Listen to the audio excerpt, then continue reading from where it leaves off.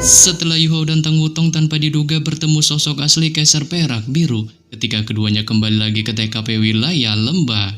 Sosok Kaisar Perak Biru pun kemudian memberitahukan pada Yuhao tentang dirinya yang sudah hidup di dunia penuh tipu-tipu ini selama 190.000 tahun.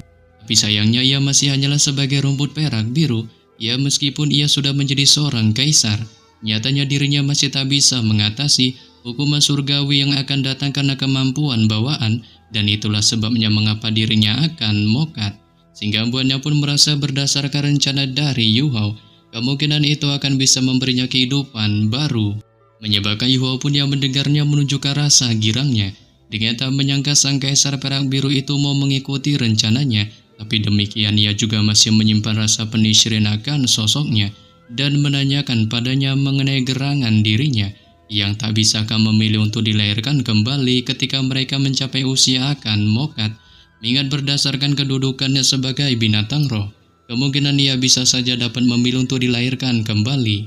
Saat Kaisar Perak Biru pun yang mendengarnya segera membantahnya dengan menyebutkan bahwa ia sama sekali tak bisa melakukannya, sebab itu hanya bisa dapat dilakukan pada tanda 100.000 tahun, dan setelah itu ia tak dapat mengambil jalan itu lagi jika dirinya tak memilih untuk dilahirkan kembali setelah periode waktu tertentu, dengan ia sudah mendekati tahap 200.000 tahun maupun garis keturunannya sendiri berbeda dengan makhluk jiwa lainnya. Sehingga itulah sebabnya mengapa dirinya tak bisa melakukannya lagi. Yang hal ini pun lantas Yuhao mendengarnya. Akhirnya baru tercerahkan sekarang atas penjelasan dari Kaisar Perak Biru, sebab ia tahu rumput biru masih akan menghadapi masalah dengan garis keturunannya, bahkan jika itu menjadi Kaisar Perak Biru. Dikarenakan di bawah keadaan seperti itu akan bisa menyamai kemampuan permaisuri saljunya yang mampu terlahir kembali, bahkan jika kemampuannya sangat tinggi tanpa kedengarannya logis juga. Mengingat dengan bakat kemampuan permaisuri salju sebagai wanita salju langit es dan kultivasi 700.000 tahunnya, ia hanya bisa memilih untuk dilahirkan kembali sebagai embrio yang akhirnya menyebabkan bencana ataukah menjadi rekan roh Yuhao. Memungkinkan dibandingkan dengan permaisuri salju, kemampuan Kaisar Perak Biru masih terbilang jauh lebih rendah. Sehingga dengan demikian, Yuhao pun mempersilahkan Kaisar Perak Biru untuk mengikuti rencananya, sebab ia berpendapat selama dirinya mau, ia dapat membawanya kembali untuk bergabung dengan para teman roh jiwanya dan menyuruhnya untuk jangan khawatir didasari atas para teman rohnya yang sangat berbakat maupun sudah memiliki 8 cincin, serta jika ia bisa memberi cincin jiwa ke-9 dalam waktu dekat, ia yakin dirinya akan menjadi salah satu manusia terkuat. Saat ini pun buat Kaisar Perak Biru menunjukkan kepatuhannya dan mulai melakukan mode perubahan. Dengan pada saat ini rumput perak biru di lembah mulai bergetar hebat, serta Yuhao tampaknya merasakan kehadiran ular sanca raksasa yang merayap dari segala arah. Diikuti sejumlah tanaman merambat cepat melilit satu sama lain membentuk penampilan manusia, dengan manusia ini segera mengangguk pada Yuhao sebelum bergerak ke arahnya, serta itu berputar di sekelilingnya dan secara bertahap mengadopsi seluruh bentuk manusia. Saat bentuk manusia ini bukanlah manifestasi dari binatang buas, melainkan produk dari tanaman merambat saling berputar seolah-olah itu telah ditenun, sehingga buatnya pun mempersilahkan Yuhao untuk memulai perjalanan dan ia akan terus mengikutinya. Saat ini pun Yuhao yang melihat sosok Kaisar Perak Biru dalam mode manusianya menunjukkan sedikit rasa penisyirinnya. Dengan saat ini ia sepenuhnya mengerti mengapa dirinya ada di sini. Hanya saja ia masih menunjukkan pandangan istimewa di matanya ketika ia melihat sosoknya. Sebelum kemudian ia pun memutuskan untuk mengajaknya dan Wutong memulai perjalanan terbang keluar dari wilayah lembah, sembari pada saat yang sama memperluas antena spiritualnya ke arah Kaisar Perak Biru.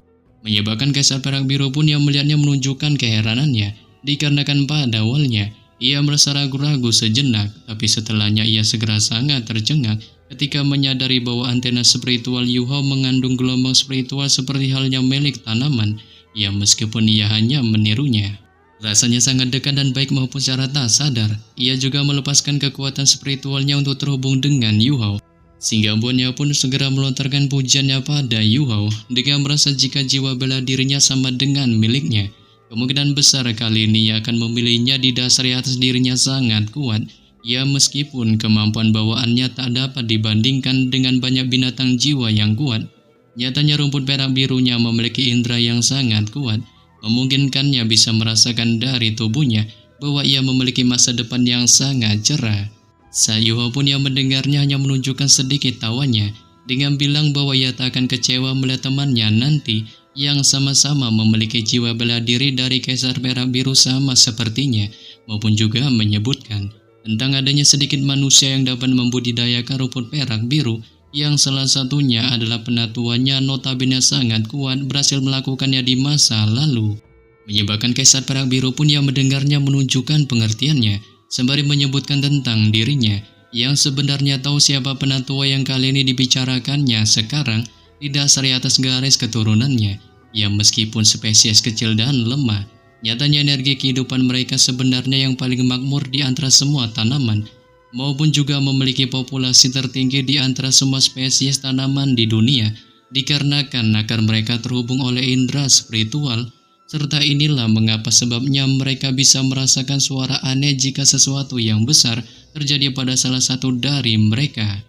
Bahkan hampir jarang menemukan rumput perak biru yang dapat diolah, seperti halnya menemukan jiwa manusia yang menguasai jiwa bela diri rumput perak biru.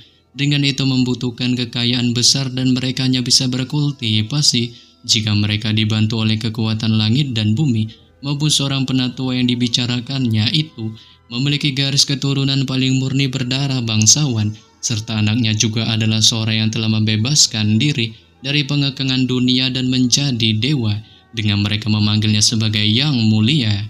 Saat ini pun Bayuho yang mendengarnya sontak terkejut dengan tak berharap bahwa Kaisar Perak Biru ternyata memiliki hubungan seperti itu dengan Ibu Tangsan, dan ia merasa ini adalah hal yang baik untuk membantu menutup celah di antara mereka. Sehingga buahnya pun melontarkan pujiannya pada Kaisar Perak Biru yang sepertinya keturunannya semuanya memiliki sejarah yang mendalam dengan penatuannya, maupun sepertinya Sekte Tang memiliki kedekatan dengan garis keturunannya. Menyebabkan Kaisar Perak Biru pun yang mendengarnya hanya menunjukkan sedikit tawanya dan merasa lebih baik sekarang, sebab setelah menyaksikan kekuatan spiritual luar binasa yang dilepaskan oleh Yuhao, ia sekarang sangat percaya diri dalam misi ini maupun bisa merasakan kebaikan serta keadilan darinya. Dan selain itu ia juga memainkan peran penting dalam keputusannya. Dengan inilah sebabnya ia membuat keputusan tanpa terlalu memikirkannya.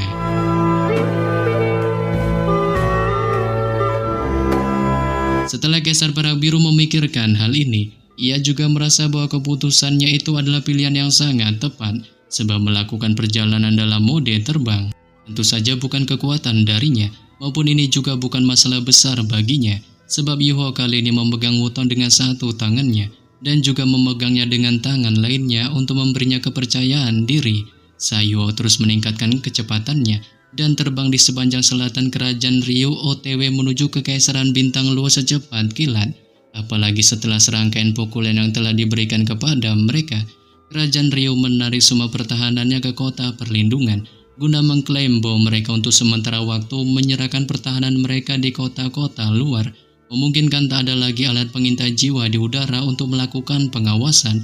Dengan itu adalah perjalanan yang jauh lebih mulus dari yang diperkirakan Yuho, dan karena mereka jauh dari kota perlindungan, mereka tak mengalami masalah sehingga membuat mereka segera memasuki perbatasan Kekaisaran Bintang Luo dan langsung OTW menuju ke wilayah kota Shrek, yang bahkan kali ini ada sebuah bendera berkibar tinggi di Kekaisaran Jiwa Surgawi saat ada pasukan di dalam perbatasan kekaisaran yang sangat besar dan para prajurit berbaris dalam satu kelompok tunggal yang membentang ratusan kilometer di Kekaisaran Bintang Surgawi atau lebih tepatnya kerajaan Ryu. Dengan pasukan ini terdiri dari lebih dari 700.000 prajurit serta sebagian besar tentara elit kerajaan Ryu ada di sini, sehingga melihat dari kejauhan pasukan itu tampak seperti naga raksasa yang formasinya sangat kompleks dan sempurna menutupi garis pangkalan militer besar, memungkinkan dengan memindai dari atas mustahil untuk mengetahui berapa banyak formasi jiwa yang ada di pangkalan ini, serta satu-satunya kepastian adalah bahwa itu benar-benar tertutup untuk sejumlah orang, dikarenakan itu bukan hanya perbatasan dari kerajaan Ryu, melainkan pada saat yang sama itu adalah perbatasan Doling dan Kekaisaran Bintang Luo. Dengan di sudut perbatasan ini kurang dari 100 km dari tempat prajurit ditempatkan adalah kota Shrek. Apalagi ada tanda komandan emas merah yang tingginya lebih dari 10 meter di pangkalan ini, dan lebih dari 1.000 orang dapat masuk ke dalamnya. Dengan di kursi utama ada sosok Juji yang secara gagah duduk di atasnya, memiliki penampilan mengenakan baju besi merah, dibalut gambar Phoenix di bajunya tampak nyata dan hidup. Sebab itu dibuat khusus untuknya. Dan Kong Deming adalah orang yang secara pribadi membuat alat jiwa berbentuk manusia ini. Dengan baju besi itu tak digunakan untuk menyerang, melainkan itu sangat efektif untuk tujuan pertahanan. Serta Kong Deming pernah memberitahu Juji bahwa bahkan seorang ultimate dulu saja akan membutuhkan lebih dari 3 serangan untuk mengatasi pertahanan alat jiwa berbentuk manusianya ini. Selain itu, Juji kali ini memiliki 6 bawahan kepercayaannya, dengan masing-masing dari mereka memancarkan aura yang kuat, serta mereka kali ini tak bergerak 1 inci pun dari TKP-nya. Dan sesekali mereka akan melirik Juji, tanpa mereka semua sangat mengagumi akan sosoknya, yang kali ini sedang memegang sebuah surat. Saat setelah selesai membacanya dengan sangat cepat, ia meletakkannya kembali ke meja di balik sedikit ekspresi panik yang ditunjukkannya, sehingga buat keenam bawahannya pun tanpa sadar mengambil langkah mundur dan membuka beberapa ruang di tengah untuknya, yang mengakibatkan seluruh penjuru ruangan tenda menjadi sunyi senyap tanpa adanya sedikit pun suara, dengan semua orang terfokus pada Juji dan mereka termenung dalam diam menunggu perintah apa yang akan diberikannya. Tapi tak berselang lama, Juji pun memecah situasi hening ini dengan kemudian menanyakan kepada salah satu utusannya mengenai gerangan perintah apa yang disebutkan Yang Mulia. Saat si utusan pun bilang bahwa Yang Mulia menyerahkan semua keputusan yang akan diambilnya, sebab wilayah kekuasaan pertempurannya sudah sepenuhnya diambil olehnya.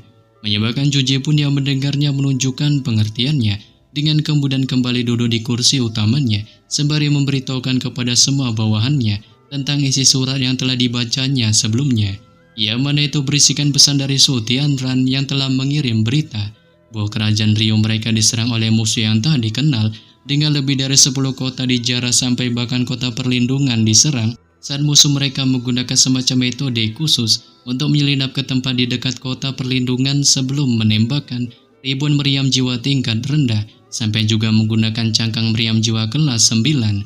Ya, bahkan keberadaan musuh mereka saat ini tak diketahui, dan investigasi awal mengungkapkan bahwa setidaknya ada 2 legion insinyur jiwa bersama mereka. Saat Penatua Kong juga mengatakan bahwa para musuh mereka ini mungkin dapat menyembunyikan diri mereka sendiri dan memiliki kemampuan yang sangat OP. Dengan ketika memberitahukan hal ini, Juji pun spontan tiba-tiba terdiam dikarenakan berdasarkan pesan surat dari Su Tianran yang dibacanya sebelumnya, ia tanpa diduga menemukan nama Yu Hao ada di dalamnya. Setelah dirinya membuat setidaknya 1 dari mereka, dikarenakan jika tidak, ia akan dihukum untuk membersihkan semua kotoran di laboratoriumnya. Selain itu, jika ia bisa membangun 1 susunan formasi, Suan Jiwen pun juga menyebutkan pada Yu Hao bahwa ia akan melanjutkan tes dan menyelesaikan 12 susunan formasi lainnya. Dengan setelah itu, ia akan membantunya untuk merakit tungkupil, dan ketika semua di atas telah selesai, ia akan memberikannya kebebasan sepenuhnya tanpa berniat mengganggunya lagi. Saat ini pun buat Yu Hao yang mendengarnya secara lantang segera menyetujuinya. Dia merasa tak takut dengan tes ini, apalagi tak percaya dirinya tak mungkin bisa menuntaskannya, sebab ia tahu setelah menyaksikan betapa kuatnya teknik ukiran tarian naga hujan miliknya. Ia dipenuhi dengan keyakinan atas tes pembuatan alat jiwa tingkat 9 dari Suan Jiwen. Dengan kemampuan itu luar biasa kuat dan mistis, dikarenakan ia tak hanya membuat kulit terluar kemarin, tapi juga melakukan serangkaian percobaan dengan pisau, dan hasil eksperimen yang membuktikan bahwa bilanya tak hanya tajam, melainkan juga buta terhadap elemen apapun, yang memungkinkannya dapat memotong bahan apapun dengan mudah terlepas dari unsurnya, serta ia percaya bahwa tak adil untuk menentukan peringkat ini sebagai bilapan nomor 1 setelah menyaksikan tampilannya yang mendominasi. Terlebih lagi, orang harus memahami bahwa sangat penting bagi insinyur jiwa untuk memahami elemen dan jenis material yang sedang ditangani guna menerapkan teknik ukiran yang sesuai selama konstruksi alat jiwa, sebab setiap jenis logam langka memiliki pertimbangan tersendiri dan mereka semua tangguh dalam berbagai cara, ditambah dengan tipe elemen spesifik mereka. Itu nyatanya sangat sulit bagi insinyur jiwa untuk melakukan desain mereka pada logam ini. Didasari atas alat jiwa yang kuat cenderung memanfaatkan logam langka yang sangat kuat dan tak ortodoks. Dengan karakteristik ortodoks mereka, biasanya berarti mereka memerlukan metode ortodoks. Sehingga itulah sebabnya mengapa insinyur jiwa kelas 9 membutuhkan kemampuan titel dolo berdering 9. Dengan itu tak hanya mengharuskan seseorang untuk memiliki kemampuan titel Dolagar menggunakannya, melainkan juga jumlah kekuatan jiwa yang berlebihan untuk mengesankan dan mengukir logam langka ini. Dan yang paling penting, susunan formasi tingkat tinggi diperlukan satu untuk menuntaskan seluruh proses pembuatan dalam satu upaya. Ya bahkan Yoho tak lagi terus mempertimbangkan jenis elemen yang berbeda dari logam langka yang berbeda, sebab ini sudah cukup untuk memberinya keuntungan besar dalam pembangunan susunan formasi, maupun mendapat dukungan dari teknik ukiran tarian naga hujan yang notabene teknik ukiran yang sama kuatnya. Sebelum kemudian ia pun mulai melakukan pembuatan alat jiwa dengan mengangkat diagram pertama untuk susunan formasi, serta mempelajari secara cermat sampai menghabiskan waktu hampir setengah hari. Dan karena Suan Jiwen ingin tahu tentang metode misterius apa yang digunakan untuk membangun alat jiwa tingkat 8 sebelumnya, ia berencana untuk tinggal sepanjang hari di laboratorium guna membiarkannya untuk melihat semua proses yang dilaluinya selama pembuatan alat jiwa tingkat 9.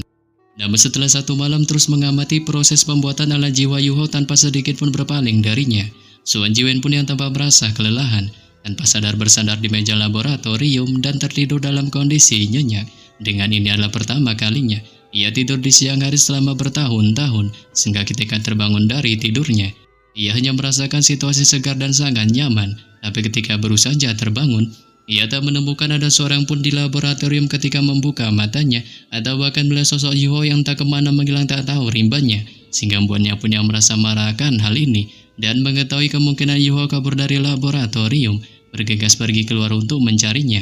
Namun tepat ketika ia baru saja keluar, sosok Yoho pun tanpa diduga tiba-tiba berjalan santai memasuki laboratorium, sehingga membuatnya punya murka atas tindakannya. Tanpa basa-basi segera memarahi tindakannya yang sesuka jidatnya keluar dari laboratorium tanpa persetujuannya. Saat Yoho pun yang mendengar amarahnya segera menyangkalnya, didasari atas dirinya yang pernah menyuruhnya makan, buang air besar maupun tidur di laboratoriumnya. Tapi dikarenakan tempat ini tak menyimpan sebutir beras pun untuk mengisi perutnya yang keroncongan, ia pun secara tak berdaya hanya memutuskan pergi untuk mendapatkan makanan dari kantin sekaligus juga membawakan beberapa untuknya. Sebelum kemudian ia pun dengan hati-hati meletakkan kotak makan siang untuknya di atas meja dan mengambil satu kotak untuk dirinya sendiri. Menyebabkan Suan Jiwen pun yang mendengarnya menunjukkan raut wajah kikuknya, dengan bahkan tak menyadari bahwa ia telah memfitnah Yoho dan hanya mengambil satu kotak makan siangnya di meja sebelum mulai memakannya, sehingga setelah mengisi perutnya itu, ia pun secara penisrin menanyakan pada Yoho mengenai dirinya yang apakah sudah belajar sesuatu setelah melihat cetak biru sepanjang sore. Setelah mendengar pertanyaan dari Suan Jiwen, Yoho pun segera mengiyakannya, sembari menyebutkan bahwa dirinya bersiap untuk memulai formasi inti keduanya. Sebelum kemudian ia pun menyerahkan sebuah logam seukuran jeruk ke tangannya. Dengan bola logam ini berlubang dan ada kilau cahaya yang bersinar di dalamnya, tanpa ada semacam sirkulasi dalam susunannya yang rumit, berdasarkan prinsip-prinsip langit bumi. Dan begitu Suan Jiwen melihatnya, beliau pun sontak terbelalak keheranan, tak menyangka Yoho secara mudah berhasil menuntaskan formasi inti pertama ini. Ia membuatnya pun segera meraih formasi inti pertama itu dan mulai dengan panik mencari sesuatu di meja laboratorium, menemukan ada sepetak bubuk padat. Dengan itu adalah sesuatu yang pasti tertinggal selama pembentukan formasi inti. Yang bahkan ia tahu bahwa dirinya tak mampu melakukan ini, dikarenakan penciptaan formasi inti tak menguras kekuatan jiwa sebanyak ukiran kulit luar, melainkan detailnya juga tampak jauh lebih baik, sehingga buatnya pun tak menyangka Yoho berhasil menuntaskannya. Namun dia pun segera menghilangkan pemikiran ini, dan secara kepo terus mengamati bola cahaya itu dengan cara cepat mengangkat formasi inti di tangannya, serta menggunakan semua metode yang ia tahu untuk menganalisis susunannya, guna untuk bisa menemukan kesalahan atau masalah di dalamnya. Tapi setelah beberapa jam berlalu, ia pun secara heran tak menemukan kesalahan maupun adanya sedikit pun masalah di dalamnya.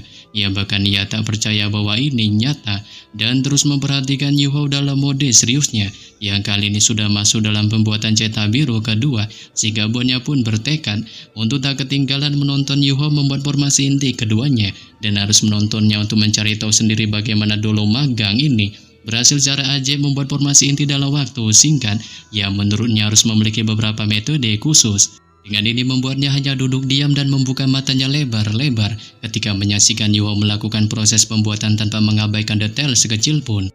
Menyebabkan Yuhua pun yang melihatnya sedikit menunjuk ke arah canggungnya ketika sedang diawasi dengan penuh perhatian dan sesekali melirik Suan Jiwen sembari masih memikirkan proses pembuatan cetak biru formasi inti kedua yang dilakukannya sampai pada akhirnya itu pun memasuki proses penyempurnaan.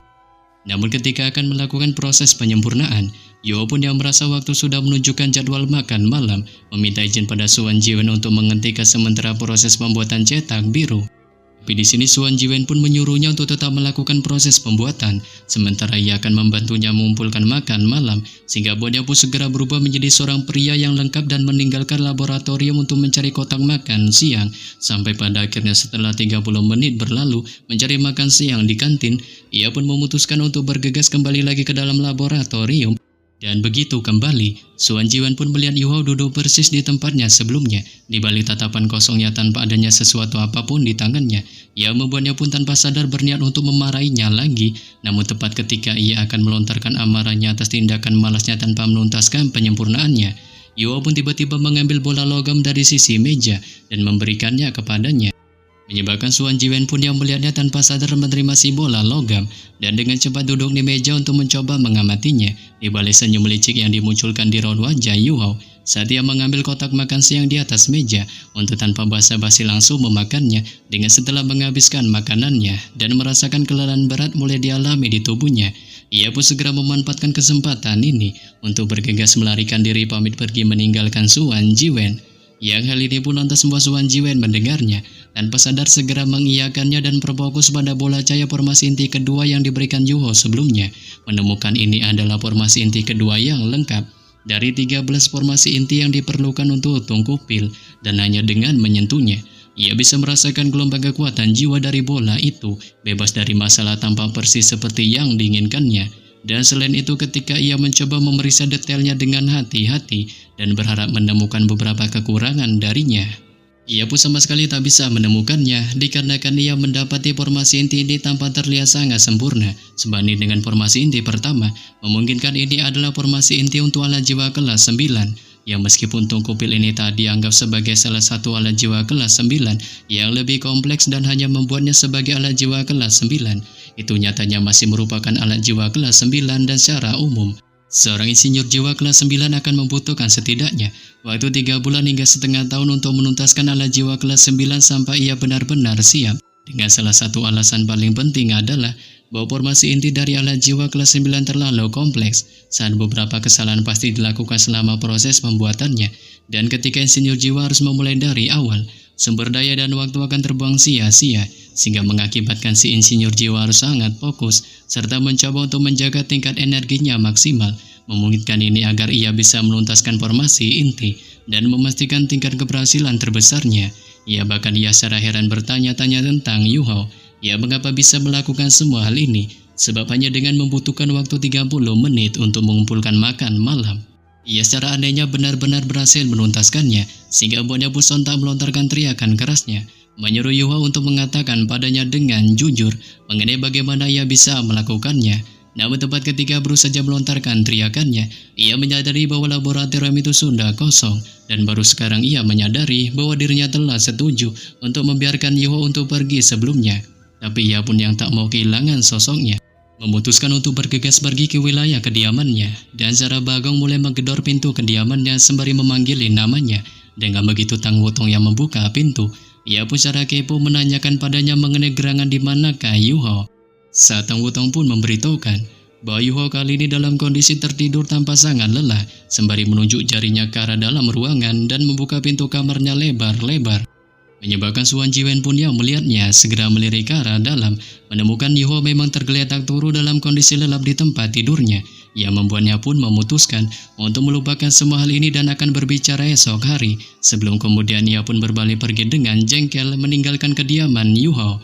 Dengan setelah kepergian Suan Jiwen, Tang Wutong pun memilih untuk kembali ke dalam kamar Yuhua sembari mengamati sosok tampannya, sebab ia tahu dirinya baru saja kembali dan telah menuntaskan 2 formasi inti dari alat jiwa kelas 9 dalam 1 hari, yang meskipun ia memiliki teknik ukiran magis dan bisa ukiran hantu maupun kekuatan spiritual magisnya sendiri, itu nyatanya masih merupakan beban besar baginya.